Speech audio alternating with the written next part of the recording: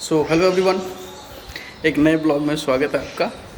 और क्योंकि बहुत दिनों से मुझे काफ़ी सारे लोग कह रहे हैं कि मैं ब्लॉग नहीं बना रहा हूँ, कोई वीडियो नहीं बना रहा हूँ, तो मुझे लगा कि आज मैं कुछ कर रहा था काम, तो क्यों ना एक ब्लॉग वीडियो आप सभी के लिए रिकॉर्ड कर ही दूँ, मतलब बना ही लूँ। तो क्योंकि आज सैटरडे है, सेकेंड सैटरडे है, ऑफ है, और मैं कुछ काम कर रहा था अपने आर्ट रूम में। मल्टीपल चीज़ें मैं आई होप मैं आपको दिखाऊंगा आने वाले टाइम में, बट स्टिल आज जो मैं कर रहा हूँ अभी वो पेंटिंग बना रहा हूँ। तो मुझे बाई चांस याद आया कि हाँ मैं वीडियो बना सकता हूँ, आप लोगों को दिखा भी सकता हूँ। तो पहले मैं एक बार अपने फ़ोन को साइलेंट कर दूँ ताकि डिस्टर्बेंस ना हो। लो ये भी गो।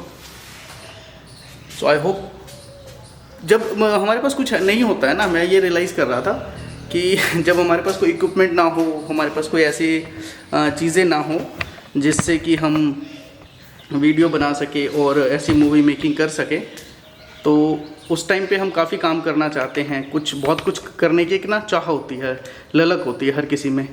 बट आफ्टर देन जब आप एक लेवल पर पहुंच जाते हो, फिर क्या होता है कि आप ना स्लो हो जाते हो, शांत हो जाते हो, आपको लगता है कि हो ही जाएगा, कर लेंगे, और मतलब सुस्त पड़ जाते हैं। मुझे ऐसा लगता है लोग मतलब जो काम करना चाहिए उसको हम छोड़ के और बाकी चीज़ों में ज़्यादा बिजी हो जाते हैं। आई थिंक ऐसा होता है, मुझे नहीं पता ऐसा क्यों होता है, मेरे साथ भी होता है। तो भाई ये पेंटिंग बना रहा था, काफ़ी टाइम से इस पर मैं काम कर रहा था, लेकिन इसकी कोई वीडियोग्राफी या फोटोग्राफी मैंने बाहर मतलब की नहीं, अपने लिए भी नहीं की। कई बार होता है कि हम अपने लिए कुछ ऐसी चीज़ बना लेते हैं जो दिखाने में अच्छा लगता है, या बीइंग आर्टिस्ट या बीइंग आर्ट टीचर हम रिप्रेजेंट करना चाहते हैं पब्लिकली कि व्हाट वी आर डूइंग और what we are creating new. So एक ये पेंटिंग है, छोटी सी है, सीरियसली छोटी सी नहीं है। Any how I don't know आपको कैसी लगेगी। तो मैं इस पेंटिंग में मतलब समा जा रहा हूँ, इतनी बड़ी पेंटिंग है ये। साइज़ है 6 बाई 4, 6 फुट बाई 4 फुट की ये पेंटिंग है, जो कि मैं कई बार इसके ऊपर काम कर रहा हूँ क्योंकि ये इतनी खतरनाक पेंटिंग है ना, जो इसके कहते हैं कि क्या बोलेंगे, वर्ड नहीं है मेरे पास। मतलब जहाँ ये पेंटिंग बेसिकली लगेगी तो वहाँ का जो एक ग्रिप या एक और आना चाहिए, वो इस पेंटिंग का मैंने बहुत ना सॉफ्ट बना दिया था। ऊपर वाला जो आप एरिया देखेंगे काफ़ी सॉफ्ट सा है। तो पहले कंप्लीट पेंटिंग लगभग सॉफ्ट ही थी और उसमें कुछ एजेस नहीं थे, लाइक रियल स्टोन ऐसा कुछ मतलब क्रिएट करना था। But due to time shortage मैंने इसको थोड़ा फटाफट किया और उसमें वो एक ग्रिप होती है ना, वो ग्रिप नहीं निकाल पाया क्योंकि बहुत कम टाइम दिया, बहुत कम टाइम मतलब 2 दिन में भी आप स्कूल वर्किंग का 2 दिन मतलब अब ये समझ लीजिए 4 घंटे हार्डली 2 डेज में, या मैक्सिमम 4.5 घंटे, 5 घंटे भी नहीं कहूँगा। तो उतने टाइम में मैंने इसको क्रिएट किया था, तो वो बहुत सॉफ्ट। और दूसरी बात क्या है कि जब आर्टिस्ट पेंटिंग बनाता है ना, तो वो सॉफ्टनेस की तरफ थोड़ा ज़्यादा रहता है, ग्रीन कलर, येलो कलर या स्काई ब्लू, जिससे कि उसमें सॉफ्टनेस आए पेंटिंग में और वो और बेहतर लगे, ऐसा कुछ मतलब एक एक्सपेक्टेशंस रहती हैं। एनी हाउ सो ये अभी पेंटिंग हमारी लगभग बनी है और इसके ऊपर अभी और भी कुछ नहीं, बहुत सारा काम करना है। तो मुझे लगा क्यों ना आपसे डिस्कस किया जाए और मैं आपको भी दिखाऊं कि पेंटिंग कैसी होती है या कैसी पेंटिंग मैं बना रहा हूँ। आपको देखकर आई होप अच्छा लगेगा। मैं थोड़ा करीब से दिखाता हूँ आपको ताकि आप इस पेंटिंग की गहराइयों को देख पाए, समझ पाए। तो ये इसका टॉप पार्ट है, थोड़ा सा जूम करता हूँ, आपको शायद समझ आए। और जो पेंटिंग करते हैं वो तो I know better, they can understand. मतलब बहुत ज़्यादा बड़ी पेंटिंग बन गई है। पेंटिंग बड़ी बनने से कुछ ऐसा नहीं है, मैं इसलिए इसको बड़ी और बड़ी तवज्जो दे रहा हूँ। रीज़न ये है कि इस पेंटिंग में हुआ क्या, आई थिंक लाइट रिफ्लेक्शन आ रही है उधर से। इस पेंटिंग में क्या हुआ है कि ना, अगर आप देखेंगे तो इसके जो एरियाज है ना उसको बहुत डीपली काम किया जा रहा है, बहुत ज़्यादा डीपली, कलर्स को लेके, एजेस को लेके। बट इसमें प्रॉब्लम क्या है, इसकी सबसे बड़ी जो कमी मुझे अब रियलाइज़ हुई कि मुझे ये पेंटिंग फैब्रिक कलर में बनाना ही नहीं चाहिए था। मुझे इस पेंटिंग को ऑयल कलर में स्टार्ट करना चाहिए था। तो उससे क्या होता कि इसकी जो ब्राइटनेस है ना पेंटिंग की, वो कम हो जाती। वो एक जो